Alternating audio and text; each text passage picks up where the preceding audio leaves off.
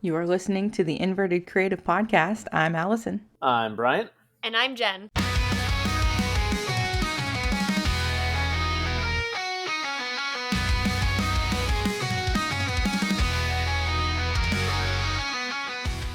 So did you guys know that I can see the future?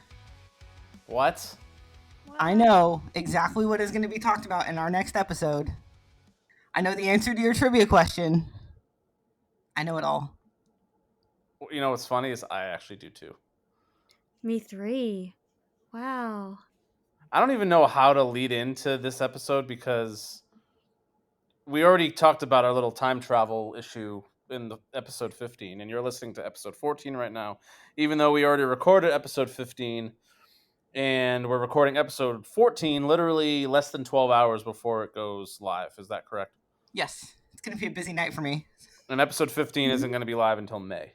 Yep. So I don't even know how it's like we can't reference anything we just talked about, but that's kind of what's in our brains. Yeah. This should be fun, guys. And I have to go to bed in like an hour and a half. Jen apparently did not sleep well last night. I did not. Your So gluten-free girl got glutened. Did not feel good. Got glutened. Allison, you're our only hope tonight. Great. Can you save this episode? Will you save the episode? Listen, I have a really important thing to talk about in this episode. I have been waiting and excited to talk about it since we said the topic. So I actually have enough energy for sure to get that point of the topic out. Wow. I'm impressed. I'm very excited about it. I'm waiting. Jen planned a little bit for this episode. Yeah, I really did. Not much, but I did plan a little bit. It's not written in our notes at all, so I have no idea what she's going to say. Oh, I'm so excited. I'm so excited. I actually am looking up the name of it because I do not know the name, but I am very well prepared. That tracks. That very much tracks. I think my mentality was, episode 15, as you'll see, was kind of, quote, like, my episode, my guest. So in this episode, not a subject that I would say I'm an expert in. So you might hear me a little less. But, the topic is train design, and any topic that has the word design in it, I feel that's when we rely on Allison.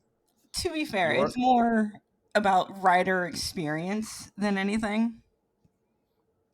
All right, I almost cursed today. Whoa. Wow. I could, I don't even know how to say it. F with that. Can I say that? Sure. We're off to a hot start tonight, guys. You can vibe with that. Vibe with that. There we go. Heck yeah. Brian, I don't even remember what trivia question was last time. It would help if I did too, right? No, I remember. Because episode 13, that was about park layouts, which that was kind of my idea because I really wanted to talk layouts. And it was a common bond question. I said, what do the following 4 parks have in common? I believe it was Park Asterix, Disneyland in California, Tokyo Disney Sea, and Canada's Wonderland. And I wanted a specific answer. And the fact is, all 4 of those parks have a mountain kind of in the middle of the park. They all have a mountain. Matterhorn's off to the side a little bit, but it's pretty much in the middle. And then Tokyo Disney Sea has a volcano. Canada's Wonderland literally right in the middle. And Park Asterix has that dude that's sitting at the top. I apologize to our French friends because I'm not familiar with the comics, but there you go, guys. They all had mountains in the middle of the park. Yeah, I remember you originally had a different idea for the trivia question, and then you just threw a curveball and asked something completely different at the end of the episode. I definitely forgot. I was sitting there literally just I have no idea. It was also all parks that I hadn't really been to. We did have one person respond, give an answer. Jude on Spotify, I believe, they left a comment and said all of the parks have a lake as a central feature. Was their guess? I guess he's not wrong, or they're not wrong. I guess Disneyland's is by the Frontierland section. Yeah, I'll say it's acceptable. Yeah. I'll say it's acceptable. Yeah. Good job, Jude. You got approval from Brian. And a quick update on Coaster Madness, which has ended officially. I mean, it ended a few weeks ago. It feels so long ago. Absolute blowout. Velocicoaster just dominated like no other coaster dominated. It wasn't even close. From a host perspective, I didn't hate it because it wasn't very stressful. I didn't have to worry about vote buying or people getting too angry in the replies. It just flat out kicks some ass. Yeah, this is this episode would have taken a very, very, very different turn Oh, I if know. it went the other way. We have to shout out G Prodigy, who, if you don't know, is like he was like the head manager, designer of Velocicoaster. What's it was Some kind of creative director or something. creative director. Yeah, Something like that. he helped push it. So listen, that is legal. That is quite literally his ride, and I think that definitely helped sway the vote a little bit. So congratulations to Velocicoaster, its second win. Yeah, I also rallied pretty hard. G Prodigy, if you happen to be listening to this podcast for some reason, we would love to have you on. Velocicoaster is all of our favorite roller coasters in addition to the Coaster Madness champion, and I think that deserves to be talked about. And I am the original Velocicoaster tattoo holder, so I feel like that should also tell you that we're big fans and you should come on our Yes. podcast. Thank you. We need to And I talk was the about first- the best coaster in the world. Clearly. I was the first person to say you were the girl with the Velocicoaster tattoo. So Yeah, Bryant was the fun That fact for matters. anyone listening to this podcast.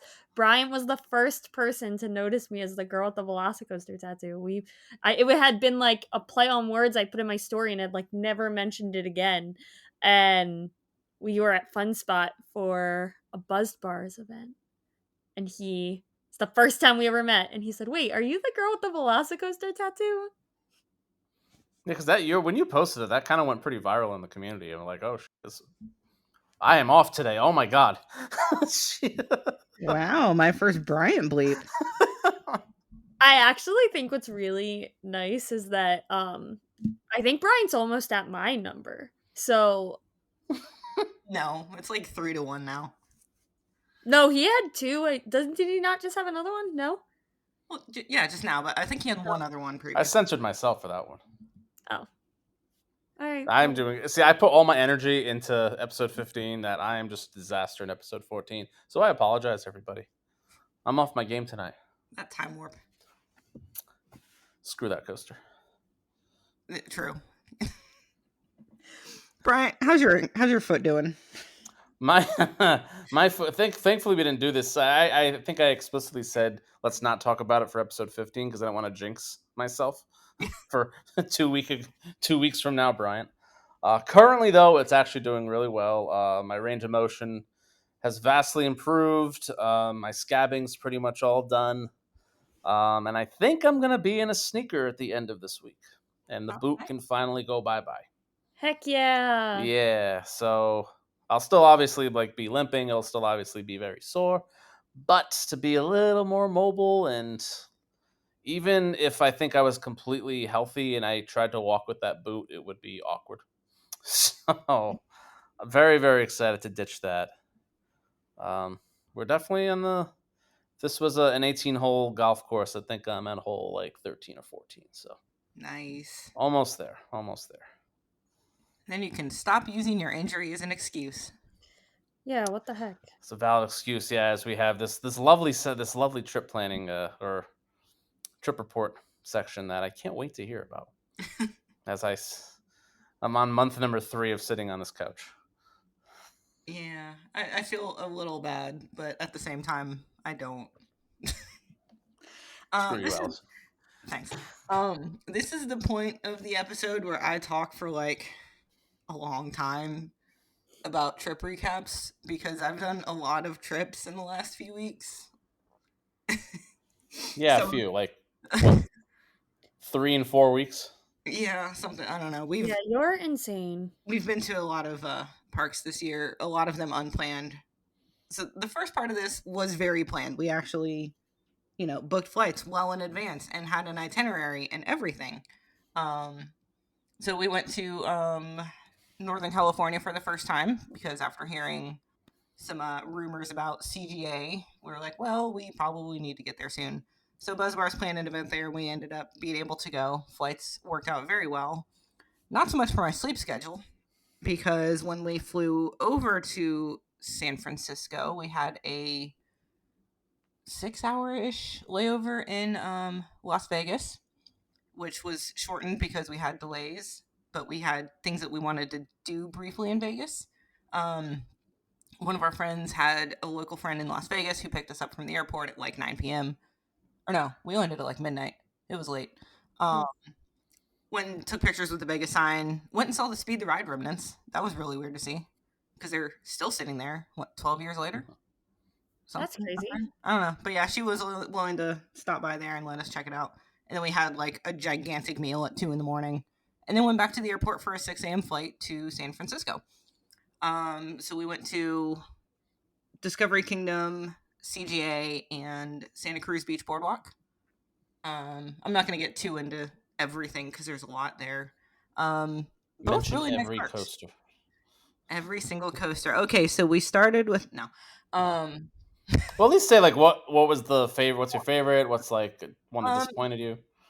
So Six Flags Discovery Kingdom, really pretty park, like gorgeous. Again, I know people mentioned the layout of it.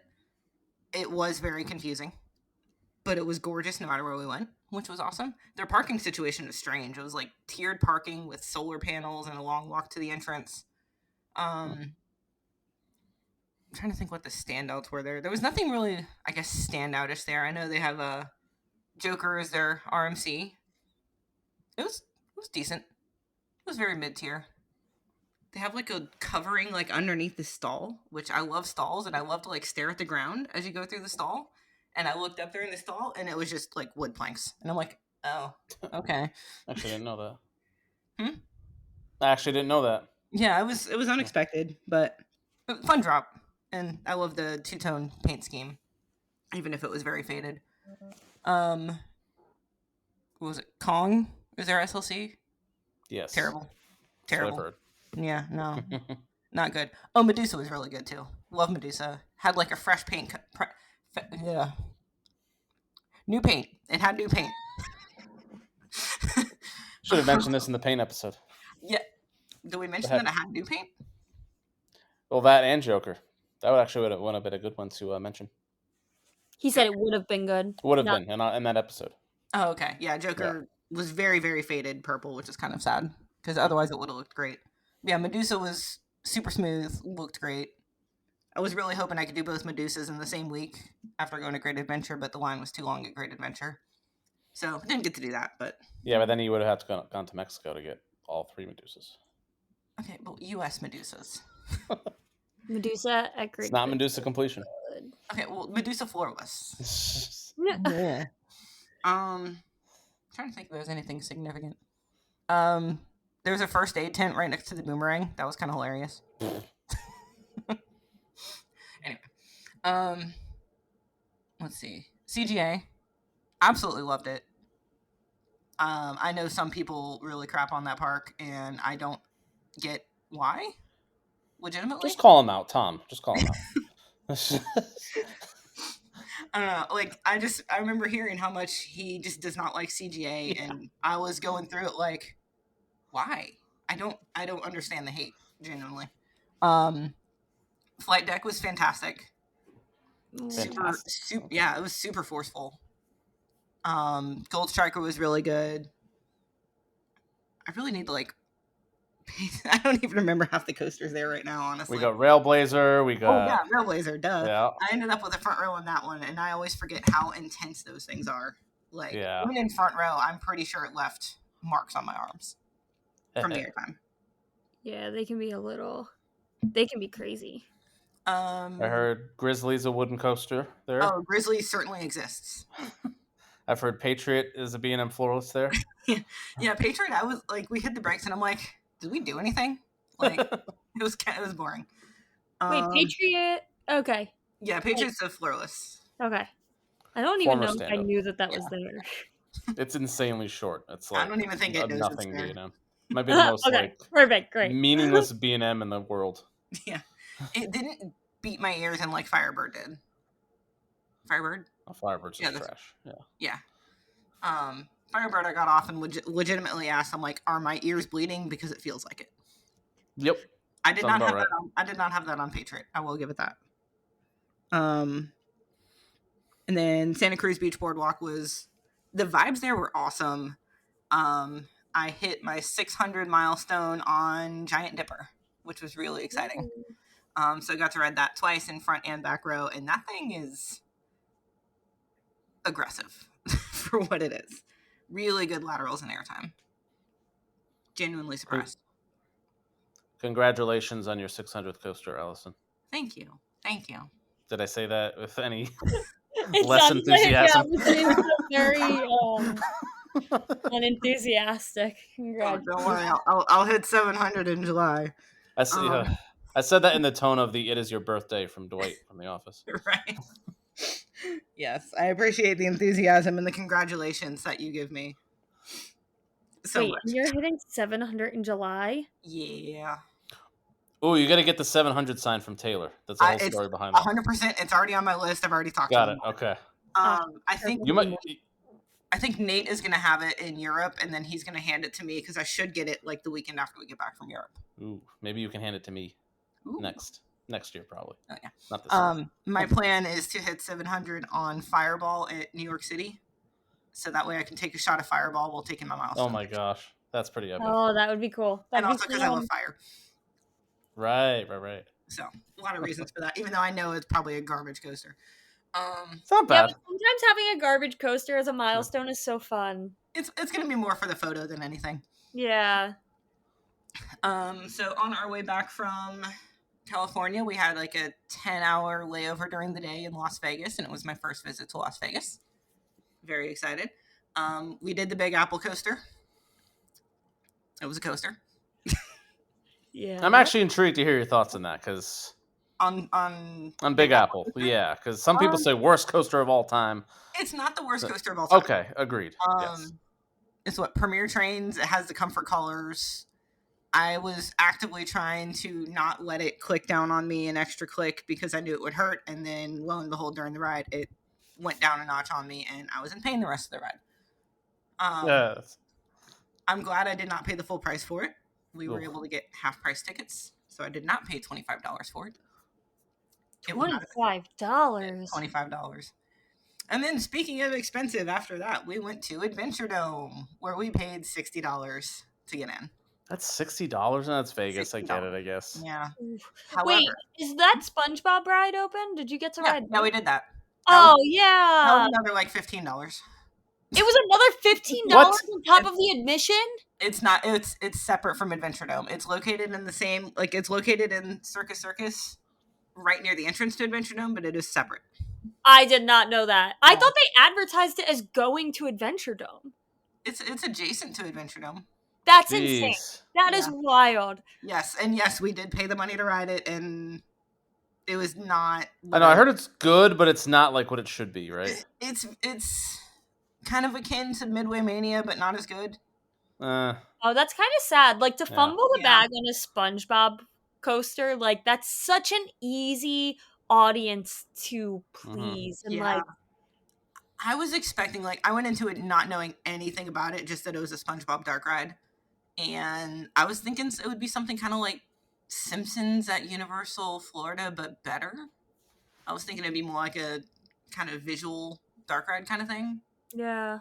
But it was not. That's really sad. Yeah. That's really sad. What the heck? Right. I know. Oh my god, so your day in Vegas. My wallet hurts for you. Uh-huh. And I haven't even gotten to the expensive part yet. I know, I was going to say. But Adventure Dome, so yeah, $60 to get in for all-day ride pass. I think we were there for like maybe an hour and a half. However, Canyon Blaster and Logo are elite. Both of them. I mean, elite seems strong, but I've heard they're very good. Canyon Blaster is probably my favorite Aero Looper. I was going to say, is Canyon Blaster your favorite Arrow not named X2? Possibly, yeah. Magnum, we got Tennessee Tornado.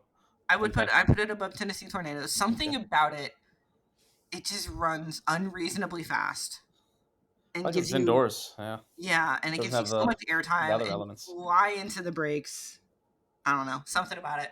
I want to say it's one of the more recent Arrow loopers. It opened like 93, I want to say. I think it opened in the 90s, but yeah, I don't know. I could be wrong. And then the Aloco, it doesn't have the nubs on it. It's just a lap bar. Look at that train. Okay. Look at that train design. And again, it also just runs stupidly fast.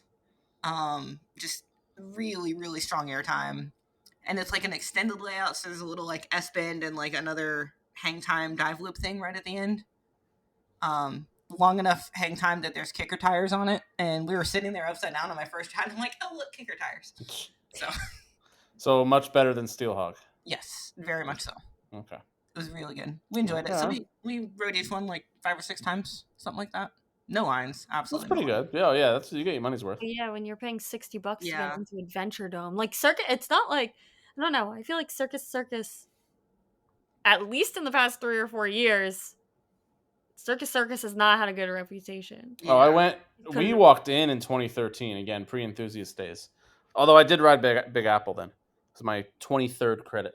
But no, we walked into Circus, and even back then, it was just very like trashy compared. For to a while, all the there's a other... couple YouTube videos out there that are literally like staying in some of the cheapest hotel rooms in Vegas, and a lot of it's Circus. Oh yeah, the carpet was gross. Yeah, because they've been doing so bad for so long. They have like abandoned pieces of their property that they just don't use anymore.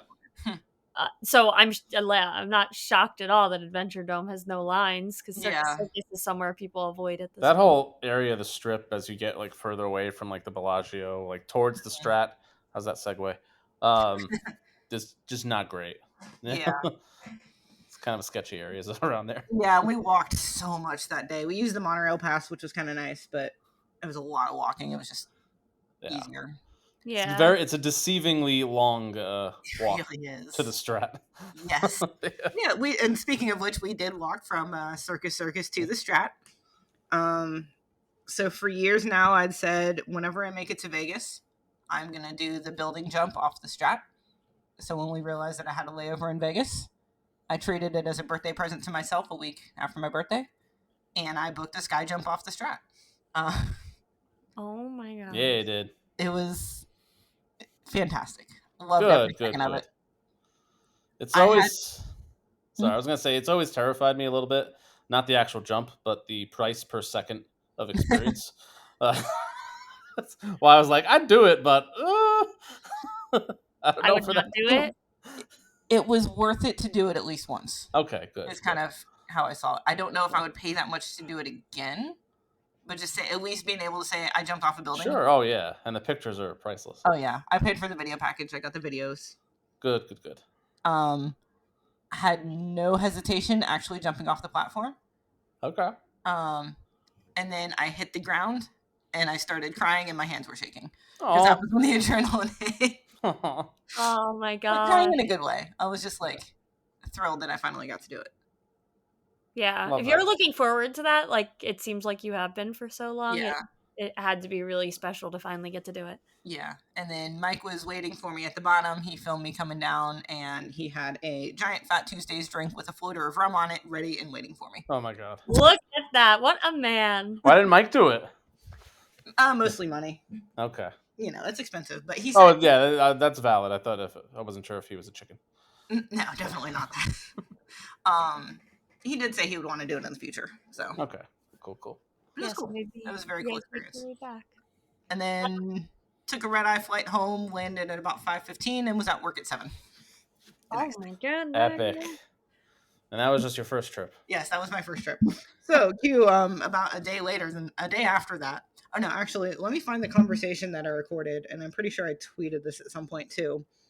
When we were getting out of an Uber in Vegas, I really should have, planned ahead with this.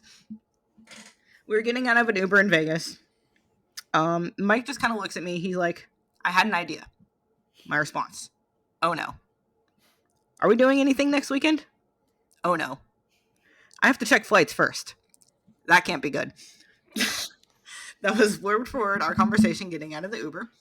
The next day, he booked flights for us to go to Dallas Friday night. mostly using flight points. I think we paid like $30, and that was including our friend Matt coming with us. So yeah, we had zero planning and went to Dallas for a day, with another layover in Vegas, mind you. We were in Vegas. That's absurd. Yeah, we went to Vegas 3 times in 1 week after having never been to Vegas. Landed in Dallas 7 a.m. ish, something like that. I don't know. Didn't really get much sleep. It was just inopportune times for sleeping on a plane. First stop, went to Peppa Pig Land and rode Daddy Pig. Once again, paid $45 to ride 1 coaster. $40, something like that. I don't know. It included an on-ride photo, and the photo was actually really super cute. I can't be too mad at that. Yeah, if this is how you cred run, I can't compete. Like, cause just no. I mean, we were at the point where we're like, well, we got a rental car. We may as well. Because the timing worked out perfectly. It was like, we landed at 7. Rental car pickup was at 8. Peppa Pig Land opened at 9.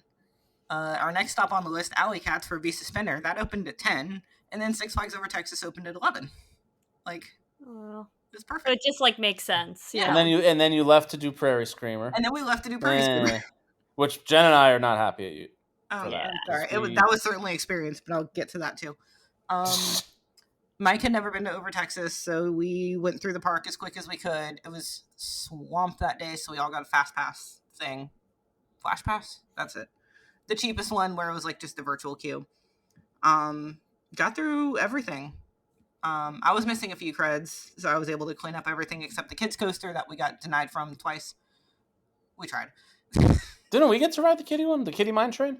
No, I think we got denied from the one at Over Texas, but I think we got to ride the one at Frontier City that we weren't supposed to ride. We rode the kitty one is the one that Mr. Beast rode, right? I don't know. Oh. So they have the mine train, they have the mini mine train, but then they have Wile E. Coyote, and it was Wile E. Coyote. We did the mini mine train. That's we didn't do the kitty. Okay. Wile E. Coyote. Right, we didn't. We tried doing that one and we got denied. Yeah, we got denied twice. We tried. We did get to ride the one at Frontier City, which Tom had said he had been denied from, but we tried a second time and we had we waited for a different op. That was what we did too. We tried waiting for a shift change and nope, still nothing. Over Texas might be too big of a park. How was Jolly Roger? Yeah, how was Jolly Roger? Listen, the fact that I texted y'all that too. I'm like, Jen, look, it's Jolly Rogers. Hey, close enough. You guys knew what I meant. Kind of. It was close. We never got to ride it that day. Excellent. I finally got on Titan. That was my first time getting to ride Titan. Oh, okay. It was very good. You get the new paint too. Yeah, we did. Well, actually, new paint scheme looked gorgeous. It was pretty. There were like 2 sections of the track, literally 2 pieces that were not painted yet. So we're going through, and I'm like, why is there still orange? Yeah, Titan was really good. We ended the day on Shockwave like 4 times. Of course. There was no line at Shockwave at the end of the night. Best coaster in the park. Yes, I agree. Although Mr. Freeze, I love Freeze.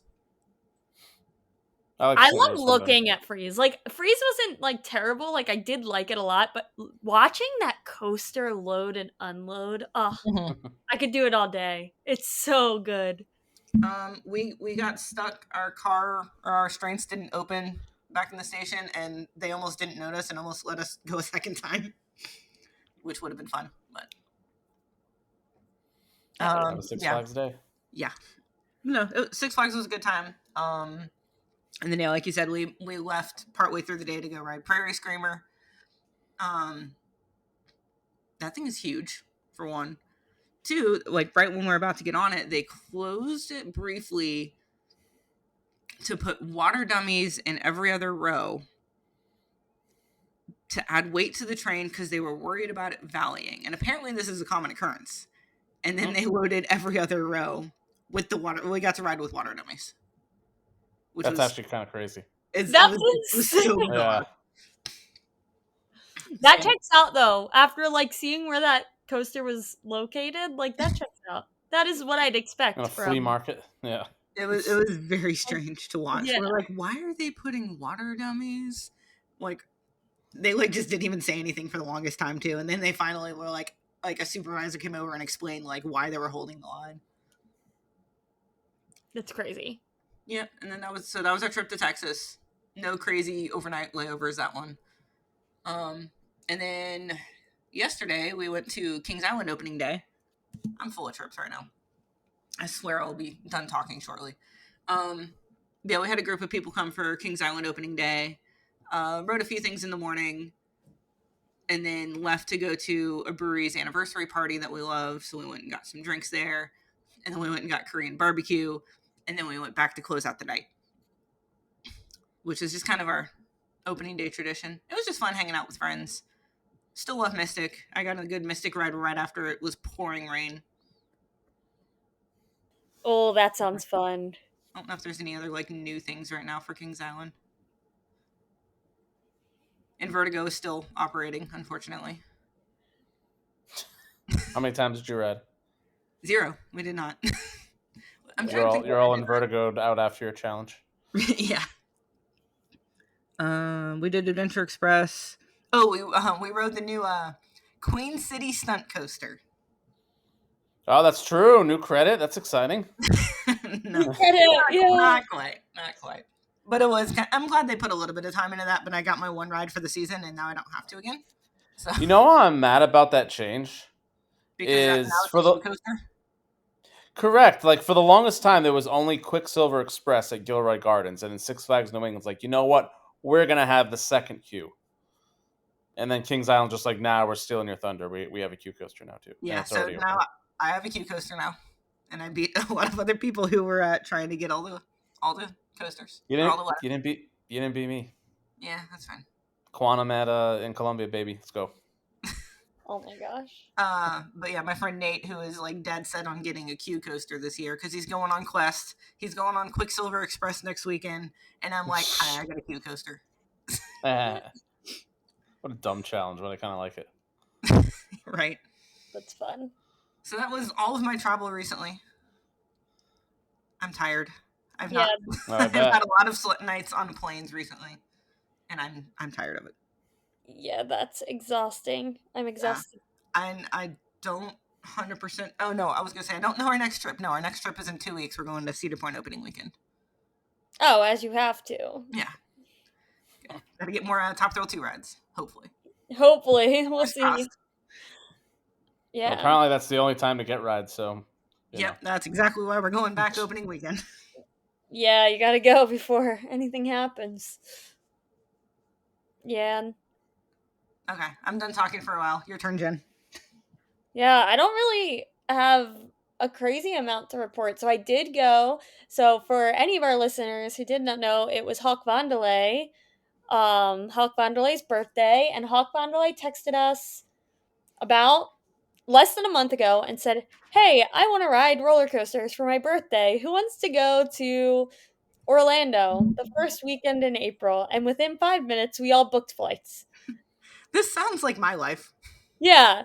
We were like, sure, you want to go to Orlando in 2 weeks? Let's go. We found like $60 flights and we were like, hell yeah, like, let's go. So, we didn't do a crazy amount. We did Busch Gardens, Tampa, rode everything there. He needed to get the new credit. We did ride, the drop tower. What's the name of that? I can't remember. Falcon's Fury. We rode Falcon's Fury. I haven't ridden that in a very long time. It's like one of the most daunting drop towers to me. So we rode that. He had to get Phoenix Rising. And then I also rode the Serengeti Flyer for the first time. That was really fun. I liked it a lot. It's a Screaming Plane, right? Yeah, it's like the real big one over the safari. Do they still have timed like the morning is not intense and the afternoon is intense? No, they stopped doing that. So I didn't know that. Apparently there was a sign that I just misread, and we wrote it pretty like, I don't know, 11 a.m. And I'm like, this wasn't that good. People have been like kind of raving about it, like, oh, it's one of the tallest. And I'm like, didn't swing that much. And then I come to realize, oh, it was on the mild setting, and I'm like, yeah, what they the heck, call man? it milder and wilder. Yeah. I'm like, oh, great. That's such a fantastic idea. Yeah, so apparently the I don't know. Yeah, apparently from what I heard, like the lines were like very unmanageable when they did that. Shocking. BGT lines unmanageable. What? I know, crazy.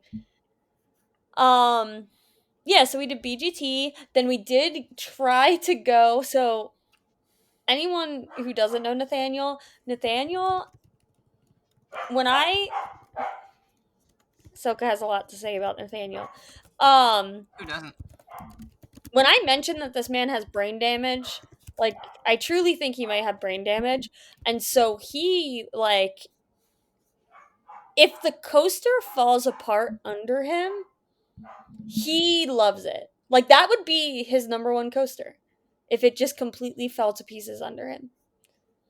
Um and so all he wanted to do one night was go to Fun Spot and ride Mind Blower. Just marathon Mind Blower. It's like I've never heard anyone in the history of forever that has ever said they wanted to ride Mind Blower once, let alone marathon it. Luckily for us, it was closed. Oh, he must have been so upset. He was really sad. Aw. Um, Like he was really sad. I'm not surprised at all. It was closed. I was like, thank goodness. I don't even want to ride this once.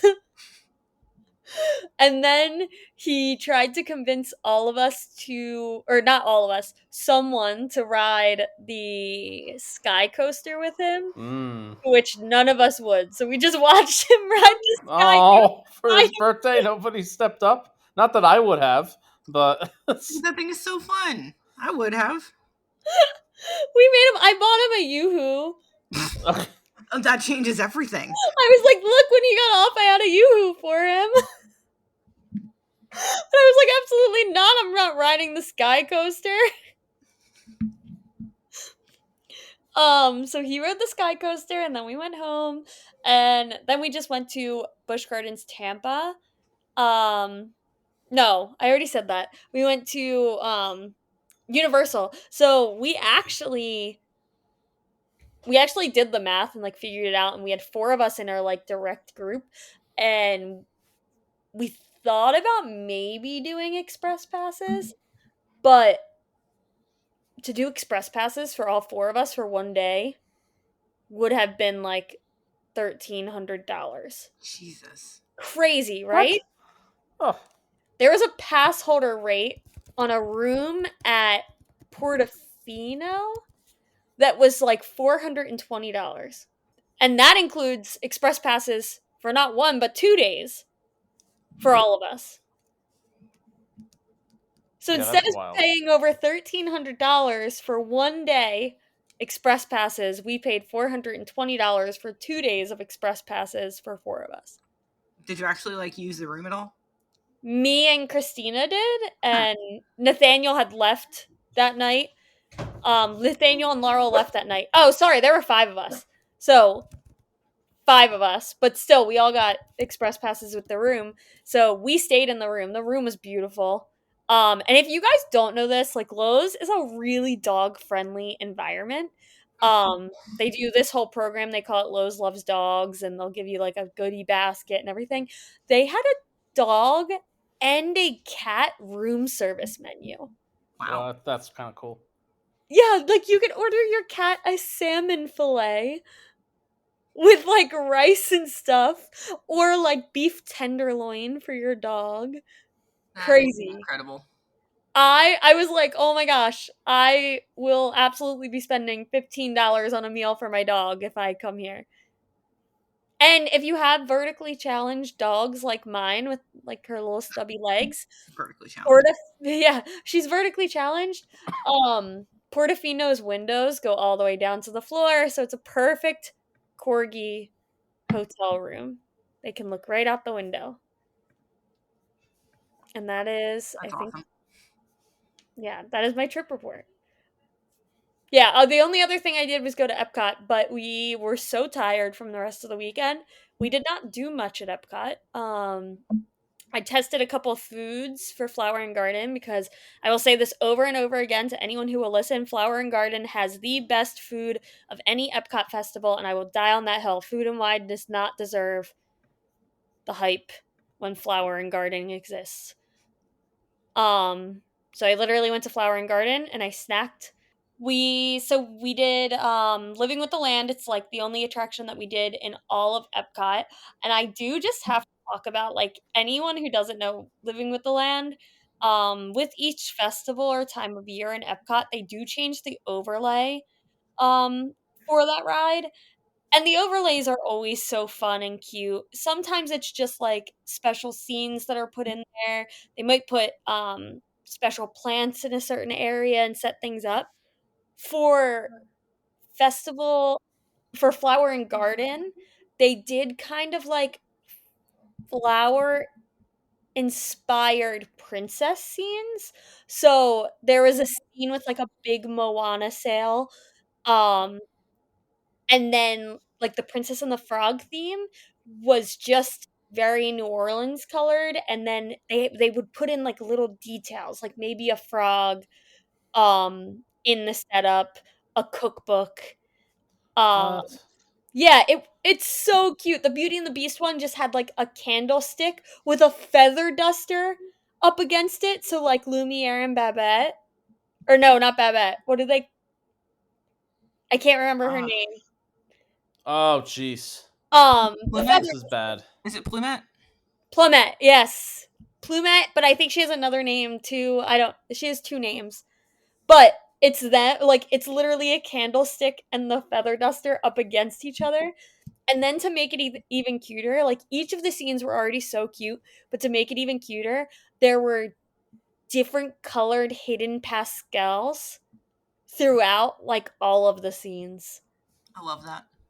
Um, so you anywhere you looked, there's a one tank where they do like I think they call it aquaculture, where it's the fish in the bottom and then the plants are growing on top, and like there was just a pastel painted white like hiding on the tank, and they were like sprinkled throughout the ride, so that was super cute.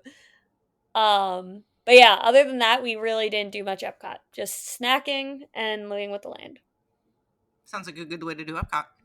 It's like the only thing that would have made it better is a Guardians ride, but we just did not have the energy to put into Yeah, I get Guardians. that. Yeah, so that was my little trip report. That's all I've had going on. Brian, I know you didn't have a trip, but you did have something fun happen. Yes. So a couple weeks ago, I'm getting out of the shower, and this random dude is just sitting on my couch, who just happens to be Alex, Alex from who we've had on the podcast already. Apparently, he was coordinating with Megan for like ever since my injury that he wanted to do something nice for me. So he actually flew up here and got me tickets to the Red Sox game in their second game of the year at home. Um, it started off, unfortunately, very rough because we knew it was going to be rainy the whole day, but it was that annoying, like it's not pouring out, but it's still pretty steady. And it was like 40 degrees. It was like the worst weather day. They didn't call the game.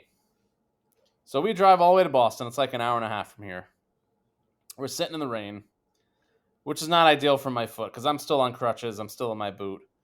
And he got these like insane seats, like 8 rows from the field, right behind home plate. Like he is ridiculous. But it wasn't covered. So I had to essentially crutch around the stadium. One, trying to get out of the rain. Two, trying to find like a comfortable seat. I think I ended up crutching over a mile around Fenway. Wow. It was not fun. No, with obviously no fault of Alex's. The game was supposed to start, I want to say, at 4, and around 6, they decided to finally call the game. Jeez. Because, the Red Sox, they knew what the weather was. They just want to get those concession prices. It's the one thing I hate about that team. They're greedy AF. So, yeah, not a fun day on Saturday. Thankfully, we got redemption because they just made it up Sunday afternoon. We did have to drive back, but it was not rainy, and they won with a game-winning hit in the 9th inning, which Nice. I had only seen Ooh. like 3 or 4 times in my entire life. So we got redemption, I'm and glad. yeah, that was legitimately one of like the nicest things that anyone's ever done for me. So Alex, you were the man. Thank you very much. It was very nice to get out of the house. As difficult as that Saturday was, Sunday made up for it. So Oh, that's incredible. yeah, Alex he is is awesome. unreal. I Just remember unreal seeing human being. that video. I guess it was Megan took the video of you just coming out of the bathroom and being like completely shook.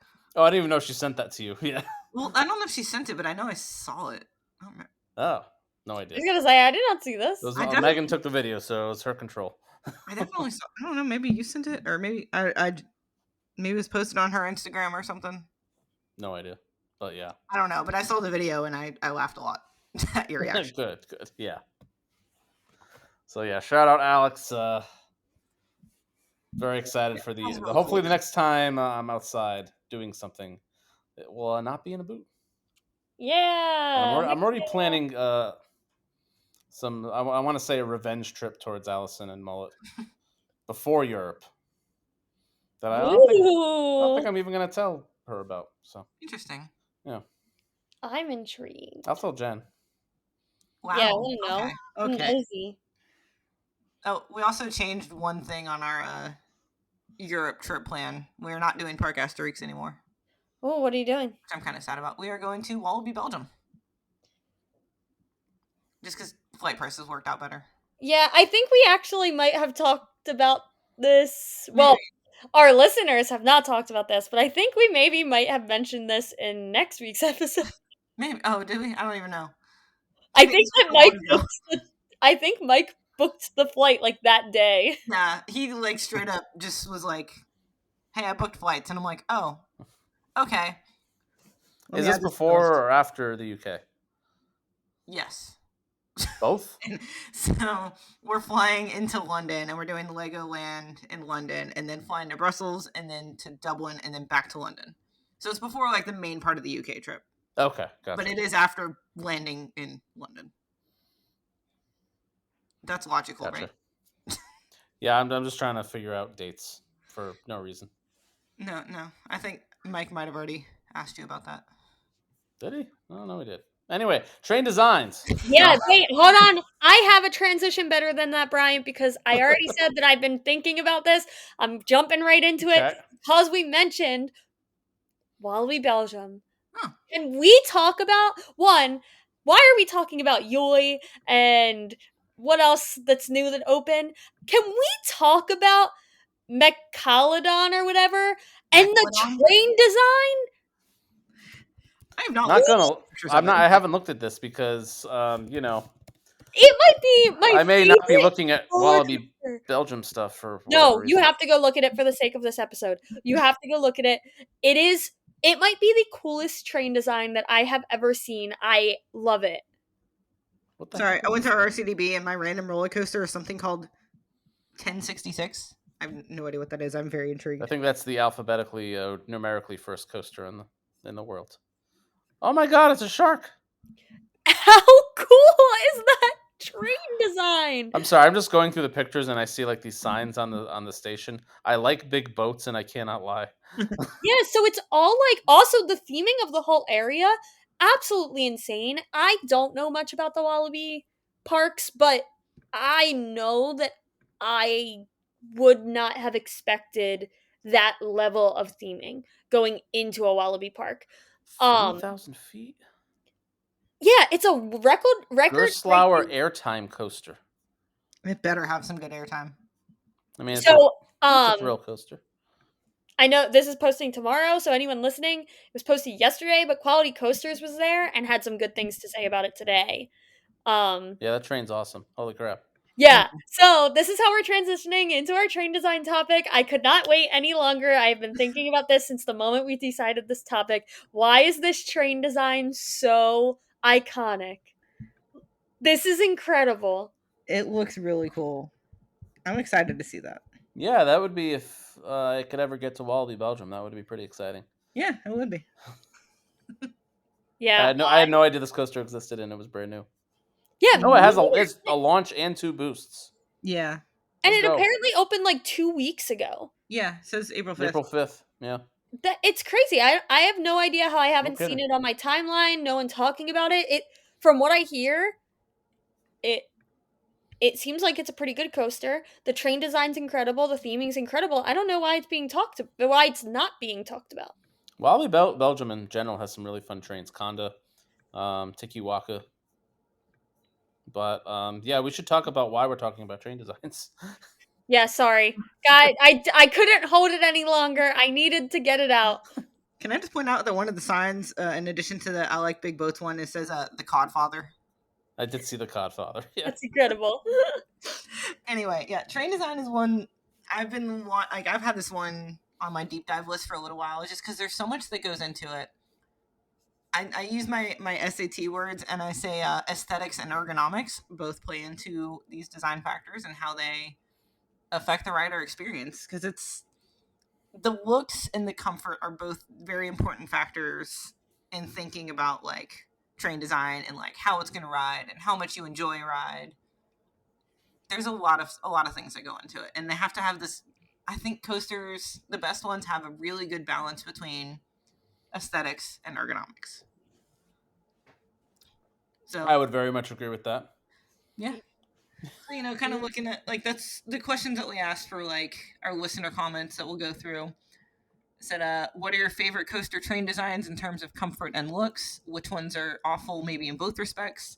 And then what's maybe one that looks awesome, but you won't ride because of comfort? And how much comfort impact?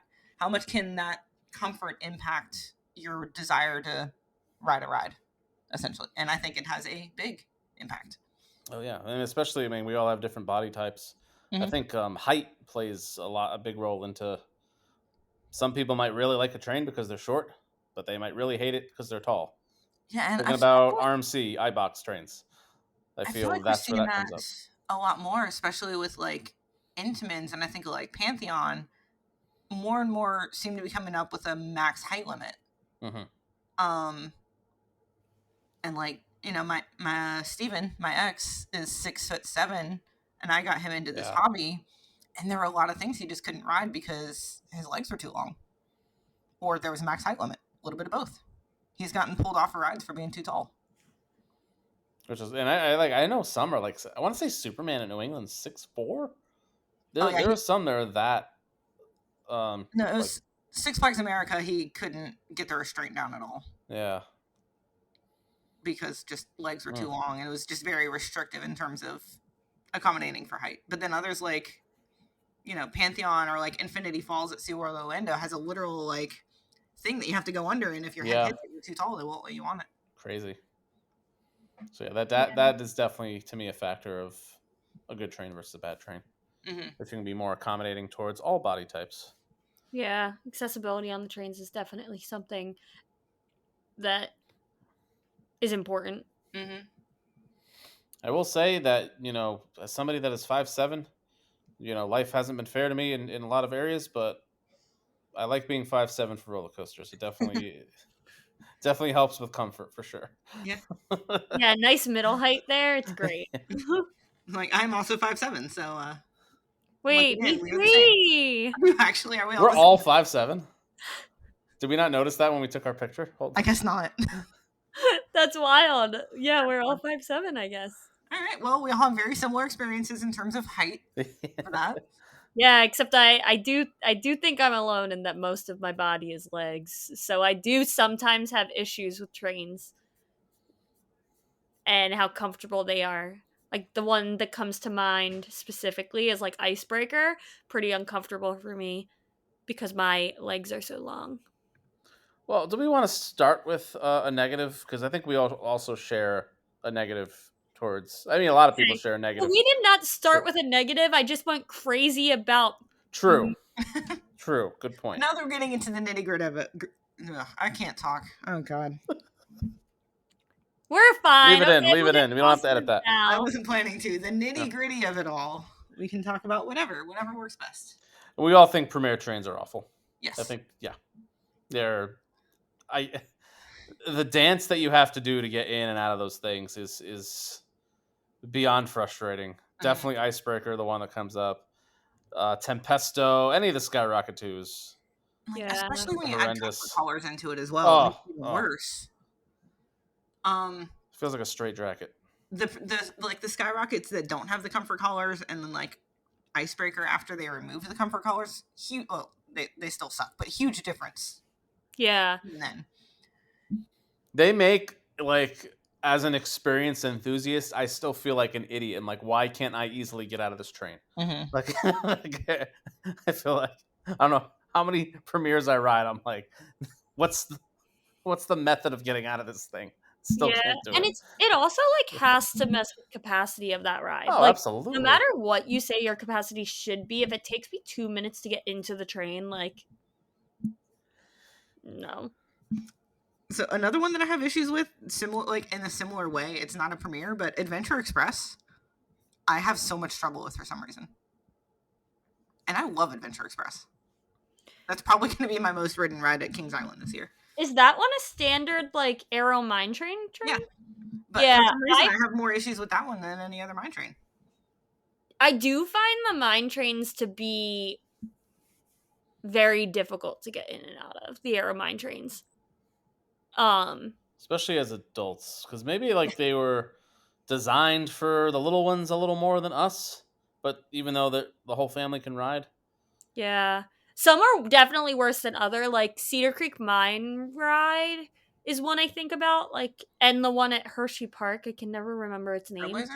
Trailblazer. Yeah. I found those two to be really bad as well. But not only just getting in, but also once you get the restraint down, there's like nowhere for me to put my legs. The restraint is so like at that point I might as well not have a restraint because of where it sits on my legs. Well, we have examples here of good, bad, and maybe a little bit of both. So as let's stick on the bad. I can't speak to this yet, but we have a shout out here for Viking at Energylandia. Oh. Because apparently there's some over-the-shoulder restraints, and this is, I believe, a wild mouse, correct? Yes, it is a spinning wild mouse. Ooh. With over the shoulders. Ooh. And it's not even like, like 2 and 2, like back to back or facing each other. It's 4 across. So almost imagine like wild mouse at Cedar Point, but with over the shoulders, and it's not smooth by any means. And it's just atrocious. Also, I didn't put it on here. Shout out to the SLC over the shoulders that absolutely suck. Uh-huh. Oh, yeah. Just like Kong that I rode very recently, where just my method is to just hold my head against one side of it and brace as hard as I can so my head doesn't move. Oh, no, you gotta do the me on Flight of Fear, physically supporting my head with hands over the restraints. I feel like I haven't been on a truly bad SLC in a while, because the last 2 I've ridden are the one at New England, which is pretty good, and then Great Nor'easter is like actually a legitimate great coaster. Yeah, that so one. The next one with I've heard Condor at Wallaby Holland is not too good. I heard it's maybe the worst coaster in the world. I wouldn't put it as the worst coaster in the world, but it was up there. Okay. Maybe. If I ever get there, If you do. Yeah. Maybe. I'm trying to think what other ones I'm not a huge. I have my one that I just yeah, this is a hot take, kind of. I don't care. Well, I mean, I do care because this is nothing against the guys at Gravity Group, who I'm friends with a good chunk of those guys because they're in Cincinnati.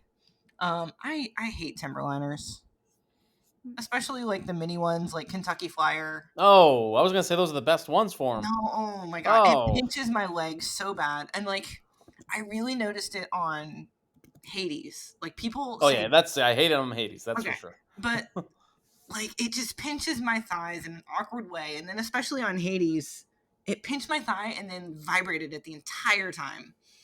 I want to love Hades. I love the layout, but God, those trains. I can't do Timberliners. They are awkward for me. They hurt my hips. I feel like I'm gonna fall out. I don't like them. They are some of the easiest to like let down, though. I do like that. It's just a little. I mean, super easy, like in terms of accessibility and like maneuverability in them. Just not a comfort thing for me. This is gonna be potentially a really dumb question, and I'm very well aware, but I'm blanking on the answer. To maybe give you a dumb answer. No, okay, never mind. I found the answer. Oh man, now I want to know the question though. Yeah. The question was that I remember that a wooden manufacturer made the original RMC trains. Like they're not RMC trains; they're a wooden manufacturer, and I couldn't remember if it was Philadelphia Toboggan Company or Gravity Group. I thought it was Gerstlauer.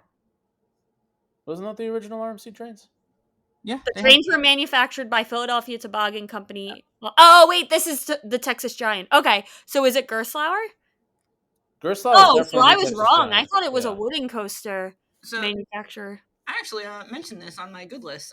So yeah, was it New Texas Giant and Iron Rattler both have the Gerstlauer trains, which are, in my opinion, so much better in Yeah. terms of comfort. However, New Texas Giant, having just ridden it very recently, I forgot it has like the giant like I call them the sneeze guards on the side. Yeah, the panels. Yeah. Oh But god. in their defense though, that is not the train design's fault. Like you could tell like this is why like one of my favorite things about riding that RMC. Like I feel like it's a really good way to see like where RMC is coming from and how much they've grown in such little time, because the fact that the reach envelope was so questionable that they had to physically block you from removing your hands from the sides of the vehicle, and now like they're doing things like Wildcat's Revenge and Iron Gwazi, like it's just such like that design, that like plexiglass kills me every Oh, single time. I hate it. it But rattled the whole time. It annoyed me. you have no freedom. Like Yeah. it's like, very constricting. But I do love it in the aspect of seeing like this was their first project. These are things that they learned from. Yeah, I don't know. It's such like a weird thing to think about, but And like this is part of why I have Iron Rattler so high on my list. Like overall, like I know a lot of people have things to say about the layout, but those trains are so comfortable. It doesn't have those panels on the side. The yeah. train just looks cool. It's a good mix, and I really wish they kind of would have kept going with that because I'm not the biggest RMC fan with the newer trains. Yeah. I like the second generation trains, but I don't like that shin. I don't like the shin piece on the bottom because again with like the make of my legs hit it pretty hard, so I end up pretty bruised on my shins. Um and for someone who's 5'7", I shouldn't be having that issue. Yeah. I was But gonna say maybe I just have the right proportions. I love the newer RMC trains. They'd always just fit perfectly. I never hit my leg on the shin guard. Always the right amount of airtime. Comfortable. It's a thigh Yeah, I don't issue know. for me. Like I guess I have more meat on my thighs than I probably should, but that's beside the point. I get some meaty thighs myself, But and I'm I like don't giving know. them It a always just pinches my thighs in a not great way, and I always have to like when I go shopping for shorts that I want to wear to theme parks, I have to think of things that go a little bit past where the restraint will hit me. Otherwise, it will pinch me very badly. interesting. yeah. So I have to make sure in order to comfortably fit my legs, I have to give myself room in the restraint, which like is not a good like I do not recommend. I do not condone, but if I get stapled down in that train, it's not the restraint at the top that's uncomfortable for me. The shin guards are just so like that part gets me. The shin guards like ruin my rides sometimes. Yeah, RMC trains are very polarizing. We'll put it out there. Oh yeah. Yeah, Okay. it is so interesting talking about the trains though, like thinking about RMCs and the trains, thinking about the three different types of designs on the RMCs cuz yeah, the Gertzlauer trains, they're all themed so well. So let's like we could just start Mhm. there. The theming for all three versions are incredible. Um but yeah, I love the Gertzlauers and the second generation train, but I do not like the first generation RMC trains at all. Thinking in terms of like RMC, like actual train design, in terms of good ones. Hi, Ahsoka. I love Untamed. in terms of the trains. Like the whole like station is a vibe, but there's like reflective glass or something all along the sides of it. I don't even know like the actual what it's supposed to be, but it looks so pretty, and that's one that I think of a lot in terms of prettiness for RMC trains. Yeah, that Spoilers. one's. I don't know if that counts as a spoiler. But speaking of RMC trains, I'm just kind of curious. What do y'all think about Wildcats Revenge Zero Car? Oh, I love it. I think it's amazing. It's so good.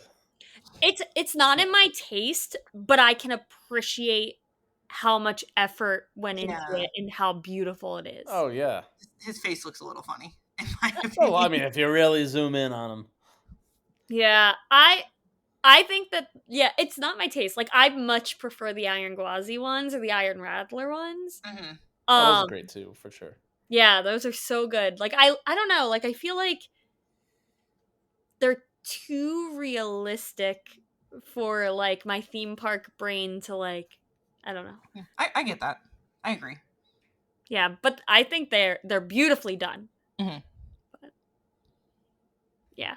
I also have names for all of the trains. If you guys didn't know. Okay, you gotta say some. I'm not shocked at all by this, honestly. Okay, so the black cat is Roscoe. It's named after Laurel's cat. And then the white cat, the silver one, is Mitzi, named after my friend Christina's cat. And then the third one is Smokey, who is named after my old cat. So the gray one. That's adorable. Love Yeah, that. so you gotta remember, guys, Roscoe, Mitzi, or Smokey. Those are the three names.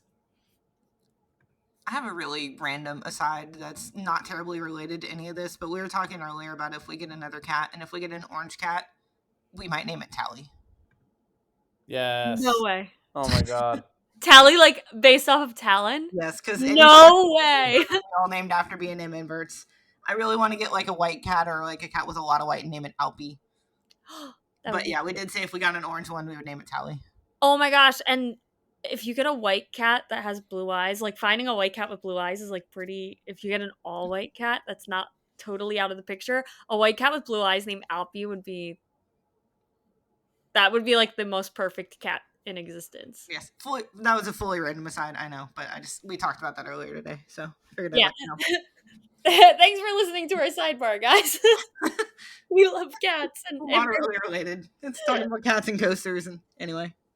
yeah, so I think that we've covered a good amount of the bad, unless hold on. One more Okay, bad, hold I on. think, for sure.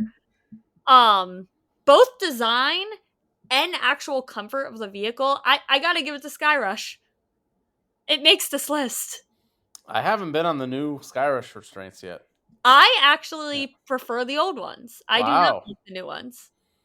I've only gotten one ride with the new ones, but I love this. I love like the front of the train of Skyrush. It makes me happy.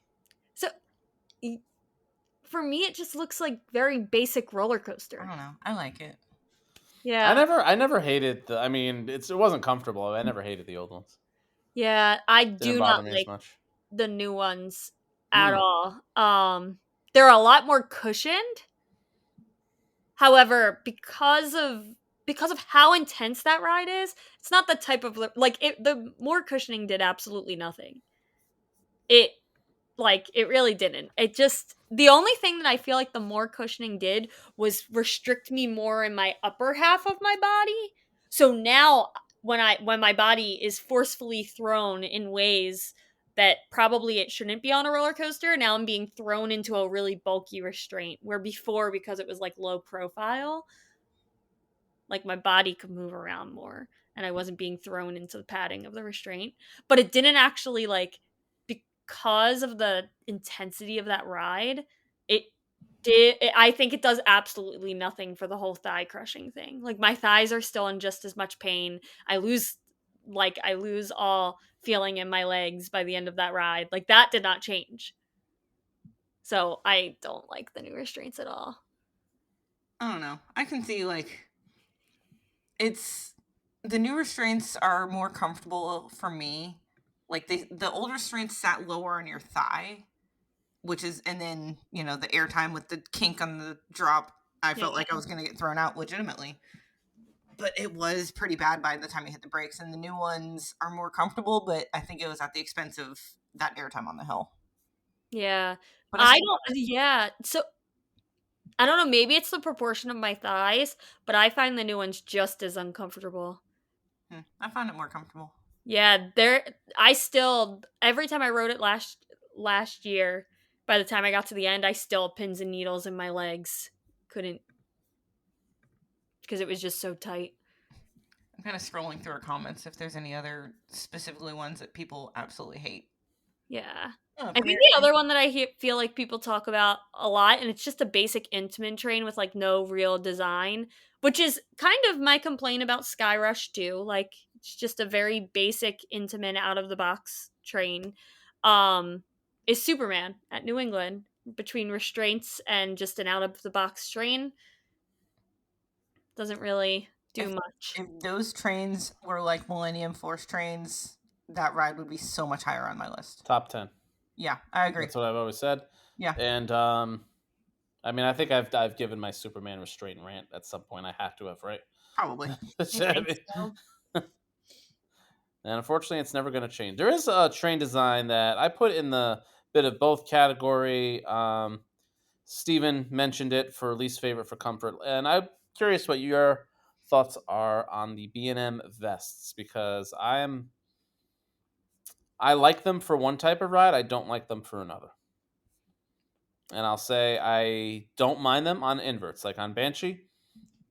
I actually like the vest. For dives, give me the old ones. I think the vests take away from some of the airtime on the dives. But inverts, usually there isn't an airtime, so it doesn't take away, and it's more comfortable. Less head banging. Yeah. As long as there's a little bit of give in them, I'm okay with them. Yeah, for me, I really think it just depends on the ride itself. I don't like them on Iron Menace. I think that one would really benefit from the original over the shoulder restraints. But I don't mind it on Valraven. But again, I think it's because I feel like Valraven has a little bit more give to the restraint, if I remember correctly. But I do love them on Banshee. I will stand by that too. I agree with you. I don't think it takes away from the ride at all. I think they are the perfect restraint option for an invert, and you can see everything, which is like, on what other invert can you see what's going on around you? You just can't. It's so nice to be able to see things. Imagine being able to see everything around you on a ride like Montu. That is true. Yeah. Like, that ride Very is true. themed so well. Yeah. Or Black Mamba, or Alpengeist. Like, those 3 huge ones that come to mind that have such good theming, like close elements, and they would benefit so much from having that peripheral vision that you don't have. It's a very good point. That's my favorite thing about Banshee. I loved being able to see. Yeah, I everything. never even thought about it. That's a very, very good point. I would give up the regular over the shoulders for the ability to see everything around me a million times over. But then on the dives, when you get that space between your shoulders and the actual restraints, especially in the back on those drops like Griffin, Shikra, so good. Yeah. So good. Yep, exactly. Yeah, I do think. Yeah, I do see where you're seeing, like what you're saying there, having the space to fly a little bit. And speaking of B&M for good, we're jumping them all over here. Yeah, that's fine. The clamshells just might be the most iconic, great restraint ever. Yeah. It's just... They are just I don't think there's anything bad to say about them. They're just a fantastic design. Yeah, no. They're best when you don't have to wear a seatbelt with them. Oh 100%. yeah. Yeah. I want to say most don't have a seatbelt, right? I'm trying to think. Diamondback have a seatbelt, I think. Yeah, Diamondback and Ryan both do. Intimidator, or whatever, the Thunder Strike or whatever it's freaking called now. Does Fury have them? I don't believe so. I don't think Fury has them. I think Nitro might. I don't think Nitro has seatbelts. No, I feel like I remembered last time I was on So it. well researched here. Yeah.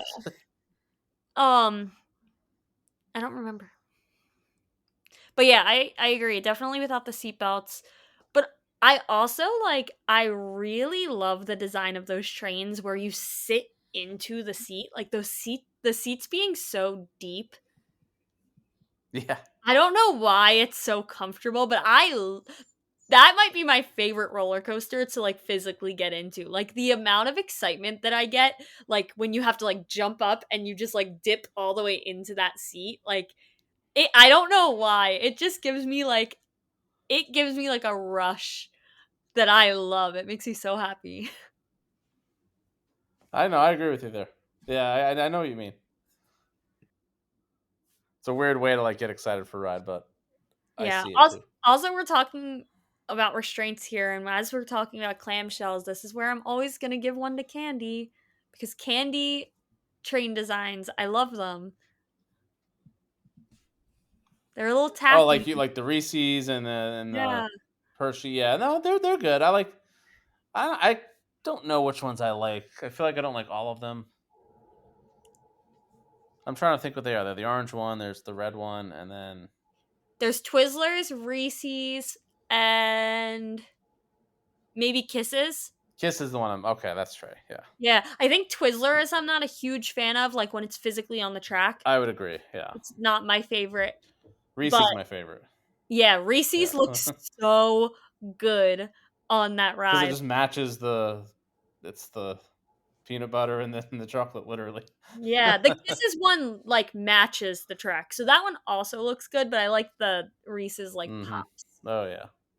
It's very good design. Of course, we got to shout out Modern Intamin's Velocicoaster. Yes. Yeah, So I comfortable. mean, That is the perfect one that I think combines your ergonomics Mhm. plus what was the other word you used? Aesthetics. There you Aesthetic and ergonomic. go. yeah. Yeah. I think Velocicoaster, Intamin. Go ahead. Velocicoaster trains literally have everything good about a train design, I think, in terms of comfort, efficiency for checking the ride. It's got the lights when they work properly, the lights on the seats. And just it's gorgeous. It looks sleek. This is why Velocicoaster is all of our favorite coaster. Yeah, it A little just bit. is the total package and everything it does. I really just think Intamin steals the show. As being on a different level when it comes to train design because they take all of that into consideration. I feel like we're talking about B&M and we're talking about great restraints, but we're not really talking about any theming of the ride vehicles. And even when we do about Hershey, really they look good and they're fun, but really they just threw stickers on a train of specific colors where the detail that we get out of an Intamin train and RMC does it really well as well, but those two manufacturers I feel like in the theming and aesthetics department just completely blow away. And if Gertzlauer continues like they do with this Mechalodon, I don't know. Hold on. Mechalodon, I don't. Oh, that's what I thought it was, and the A is throwing me off. Okay, Mechalodon. That makes a huge difference. I would be so much more excited to ride a ride that has that level of theming. There's one other contender, I think, in terms of companies that are focusing on theming, and that's Mach. Oh, Mach is doing an amazing job. Stardust Racers, Voltron. I know we love our Voltron. Ride to Happiness is gorgeous. Yeah, I think they do a really. So I think they do a really good job on their 2-seat trains. I think for me, the 4-seat trains, they do a really good job at making them blend into whatever the environment of the ride is, which still is a huge, it's a huge thing and it's a big plus. But I think that they're on that train design, on the Voltron train, I feel like they're a little more limited. I don't know why, but they all look the same. They just maybe have a different what's the word? A poster on the seat. Yeah, or there's not much variation between the trains. Yeah, the train is pretty similar, but they're 2-seaters, the Ride to Happiness, Time Traveler. all of those. Oh Like my god, yeah. those are so beautifully themed. Those free spin, the 4D extreme spinners are just unreal. Yeah, and Because they Stardust, didn't. great star too. I wouldn't know. Yes. I'm actively trying to avoid spoilers right now. Oh, I am going so hard. Just if anyone listening is from Orlando or has been to Orlando, first off, shout out if you've posted a picture of the portal, the entrance portal, because that gives me a warning that I now need to mute you for the next few months. No offense, but or at least a 24-hour period. Yeah. Yeah, no, I am. I'm going hard on trying not to spoil anything for Epic. It's gonna fail because actually it might not, because I feel like when the park actually opens, the people that I know will be going less frequently because once there's no season passes yet, so there won't be regular visitors yet. Yeah, no, don't spoil Epic for me. Yeah, I've seen pictures, but I'm trying. I've already seen. Shout out Caitlin. I saw her talking about Epic, and I'm like, well, I'm not talking about that. Oh my gosh. Sorry guys, this one's not super going to pertain to you guys as a spoiler. But the next, like, let's just say minute, if you're you're disabled at all, need a disabled vehicle or a service animal, this is a little bit of a train design spoiler for Epic.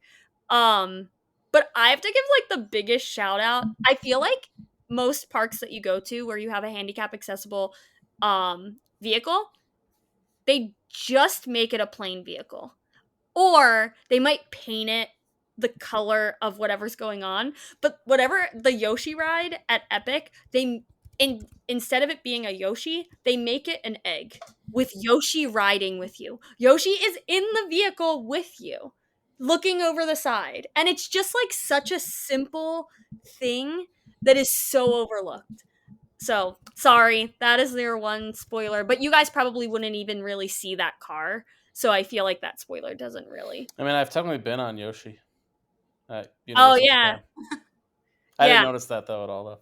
Yeah, because there's only one or two, I think, Yeah. accessible vehicles on the whole entire ride. So the odds of an everyday guest seeing that vehicle and noticing that vehicle is very, very, very slim.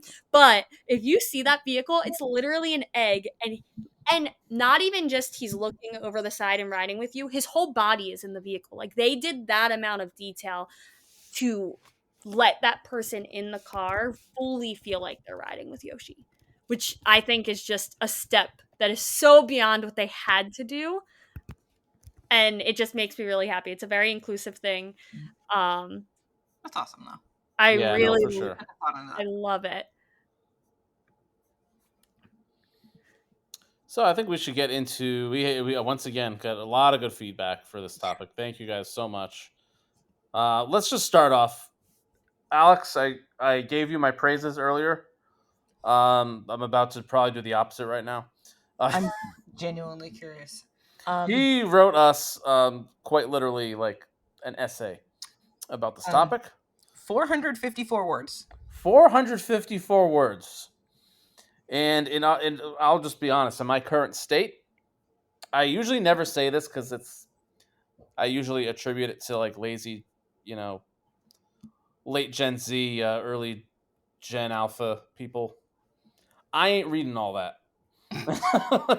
TLDR.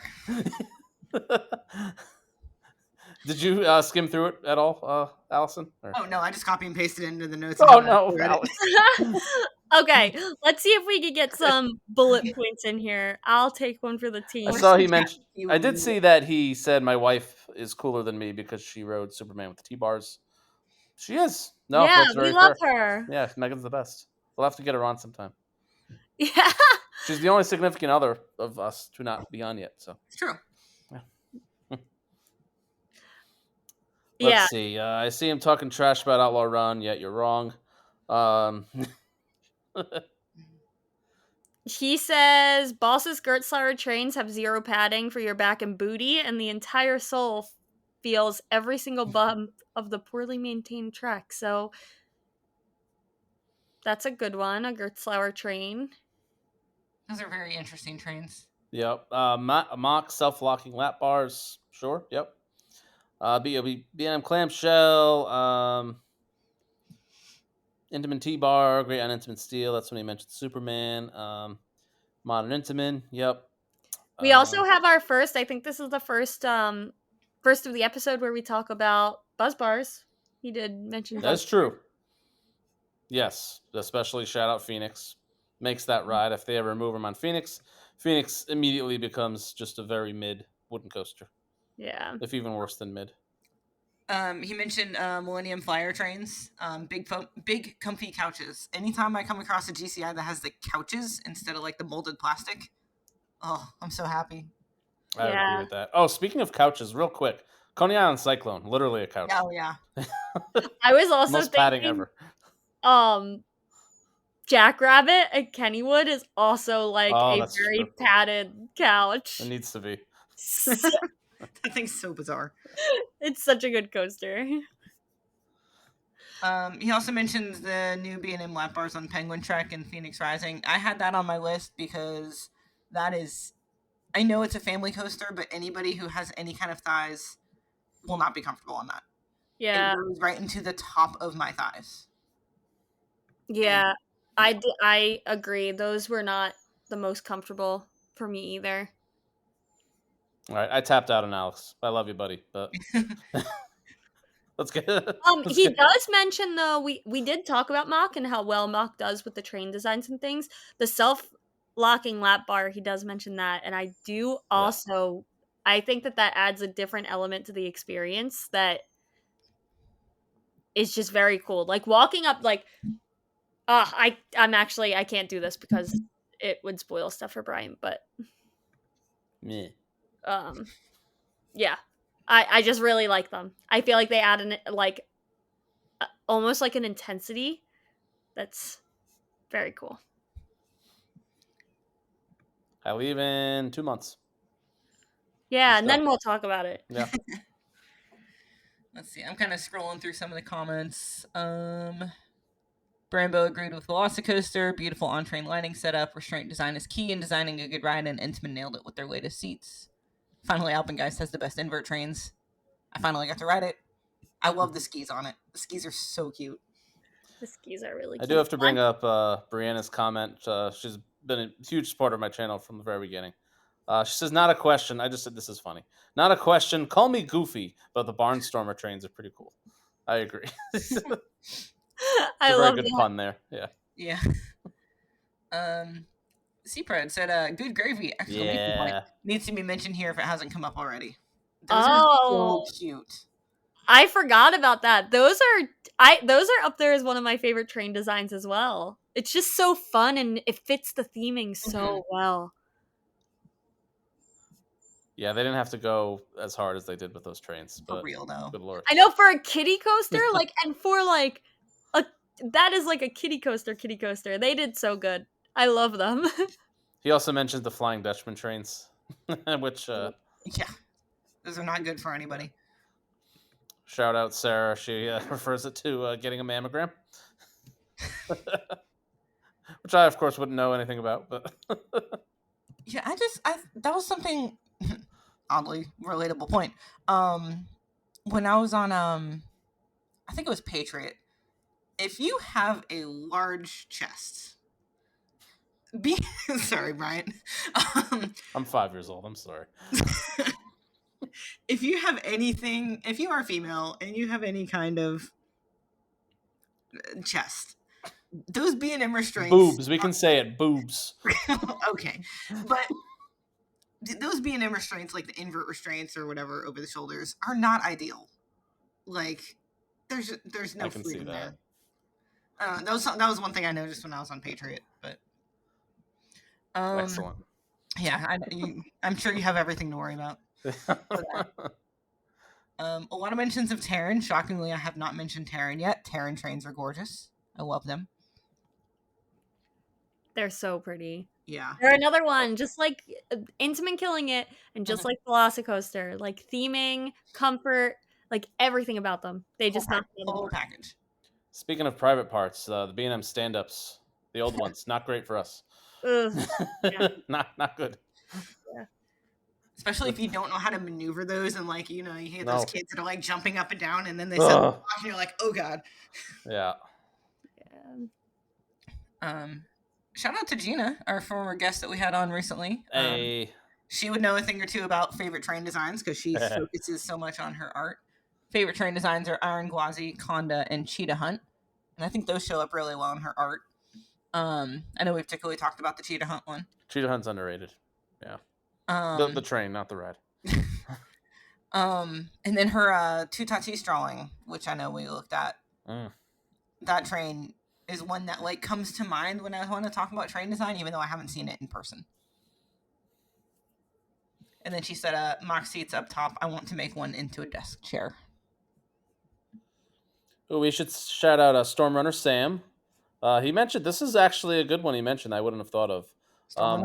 No, well, yeah, he does say Stormrunner trains look so sleek and elegant for some reason. Yeah, don't know why he would say that. But no, Hollywood Rip Ride Rocket, the way they light up, it actually, honestly, it makes that whole park like it really, adds to that vibe. The only Not vibe even it just really the has. park, but City Walk too. Like that section when you're looking at Hard Rock and you see those lights just go by so quick. Yeah. I hope whatever replaces it, they keep that.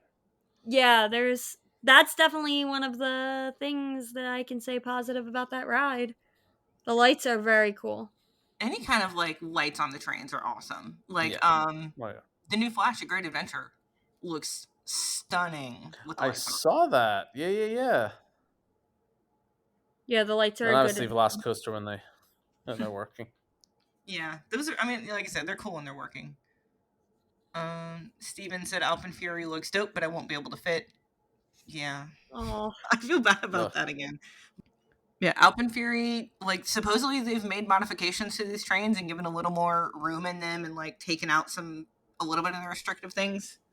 I'll be curious how much better that makes it.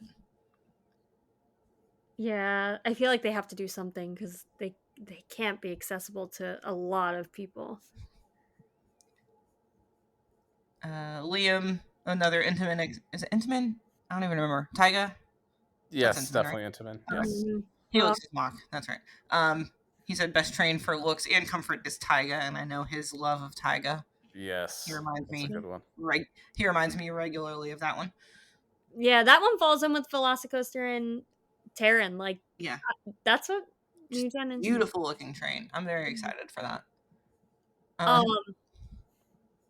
I have one here that is just like a statement, but one that we haven't really talked about, but is very, very good call out. Sometimes parks have to revamp the style of the train for better performance on the ride itself, aka Lightning Rod, Top Thrill 2, Sky Rush modification, and so on. It's weird seeing Lightning Rod without the Zero Car for a while. Oh, I don't even know if I saw that. I don't think I did either. Oh yeah, it ran without the Zero Car. Oh, interesting. It would. TT2 is definitely an interesting one. Just I didn't 100% want to I thought about putting a Top Thrill 2 picture for the art for this week, but I didn't want to open up that can of worms immediately because of that ride experience just butchering the trains or the trains butchering the track. I don't even know. Yeah. I'm curious to see how that'll be in a couple weeks. Yeah, I'm very interested to see once everyone is up close and personal with the trains if there are any drastic modifications. They're very comfortable. They definitely could feel a little bit of the vibration on the you were much higher off the track, so I think that is expected. But I'm really interested, I'm just really interested to see if they made any changes we can tell. Right. I don't know. That whole thing intrigues me. Yeah. All right. I don't know about you guys, but I think we had a pretty good discussion. We got through most of the commenter questions, which again, thank you guys so much. You guys always come through in a huge way for us. We're getting so many more comments lately, and I love it. You guys are the best. It's harder to pick and choose what to I know. I know when we started, we were going through every single comment that we got. Now we're you guys are so supportive that it's getting hard to keep up. Yeah, we love it. So just know Yeah. that if we miss your comment, we will get to it on another episode, or we probably touch base on something very similar throughout the episode. Mhm. We appreciate the comments. Absolutely. We do. We love it. Brian, you got trivia real quick before you yell Yeah. to log off so you can go to bed. Yes, because I got an early alarm tomorrow. So I'm just going to, no fluff today. Let's just ask it. There are 2 coasters in the world with the word train in the title that contain at least one inversion. Name one of them. So there are 2 coasters in the world with the word train in the title that contain at least one inversion. Name one of them. I have no idea. And there you go. That's a sign of a good question. Oh, I don't have any idea either. This is one of the tougher questions I think I've asked. I'll be curious. Yeah. Hopefully people will comment and That'd be yeah. guess it, because they'll know it better than I do. Yeah. All right. Good Well, bed, Brian. Yeah. I was going to say, next time we talk to each other, probably won't be for a while because we got 2 episodes already in the can. That's true. Like we're kind of set for like 4 weeks or something. Yeah. Hopefully the next episode I'll be standing while we're recording. And Just Jen, I think we'll have a trip recap. On the Yes. next episode. Oh, she will. Well, Yeah. on episode 16, not the next episode, because the next episode's already recorded. Yeah. So, I will have a larger trip recap. Yay! Yeah. Very exciting. So, I think that brings us to the end of our episode. I love how you say that every time, even though we're always at the end of the episode. Look, we already know we're at the end of the episode. It's a good way to wrap up, guys. Hashtag whatever. Literally hashtag whatever. Remember to always think inverted. And we'll see you next time. Bye-bye.